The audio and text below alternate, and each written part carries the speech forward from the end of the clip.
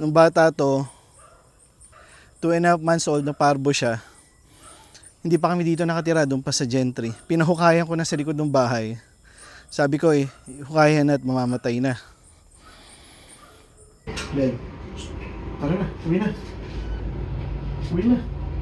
Isang magandang araw mga boss amo. Pagdating nga namin galing sa probinsya ay isinugod namin si Belle sa Wags and Whiskers. Siya kasi ay tumamlay at ayaw niyang kumain. Kinuhanan agad siya ng dugo at nilagyan siya ng oxygen. Nilagyan din siya ng swero at doon pinadaan ni Doc Tyrell ang lahat ng gamot para sa kanya. Ang initial na finding si Doc ay wala na siyang blood parasite. Ngunit dahil sa katandaan ay naapektuhan na ang kanyang atay at ang kanyang bato sa dami ng gamot na kanyang ininom upang siya ay gumaling. Ben, tara na, uwi na.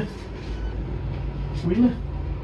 Madalas ay hindi ako sumasama sa pagsugod ng mga aso ko sa vet clinic.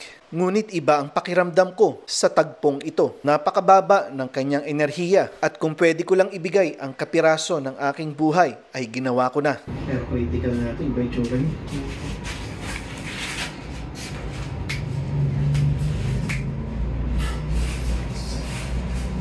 Bel, sino na bahala sa'yo?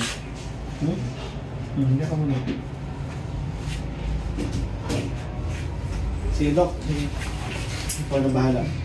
Pagkalipas ng ilang oras nang magpaalam ako kay Belle, ay tumawag sa akin ang Wags and Whiskers. Nag-collapse na ang lungs ni Belle at siya ay binawian ng buhay. Pagdating ng bangkay ni Belle sa supero, ay akong bumuhat sa kanya. Ako lang at wala nang iba.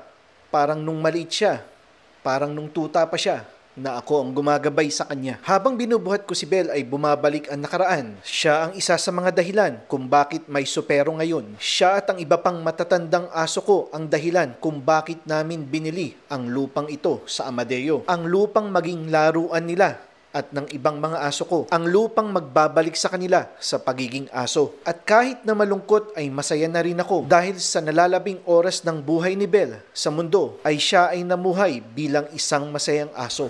2.5 months old na parbo siya. Hindi pa kami dito nakatira, doon pa sa Gentry. Pinahukayan ko na sa likod ng bahay.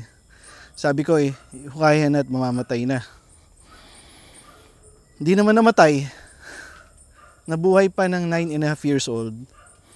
Kaya akala ko kanina, pag pinahukayan ko siya, mabubuhay pa. Hindi na niya kinaya. So, hindi lang parbo. Pagkatapos siya magkasakit ng parbo, nagkasakit din siya ng blood parasite. So, kinonfine ulit siya. Tapos pagkatapos na nakalipat na sa Amadeo, nagpyometra naman siya. Na-survive niya yung pyometra. Ito na, ang hindi na niya na-survive itong pang-apat na to. Buti na-experience niya yung na-experience niya yung buhay ng aso na ginagawa natin. Na-experience niya lumabas, di ba? Hindi siya lagi naka-cage. Hindi siya winuwalk dati, nasa loob lang siya ng cage. At least na-experience pa niya bago man lang siya binawian ng buhay. Magkita na lang kayo ni tatay sa langit. Paalam sa iyo, Belle. Hindi mo man ito mapanood ay alam kong naiintindihan mo ako. At pagdating mo sa langit, hanapin mo doon ang mga aso ng supero. At hanapin mo doon ang tatay ko. At kapag nakita mo na siya, ay bigyan mo siya ng matinding kiskis ng iyong katawan sa kanyang mga binti.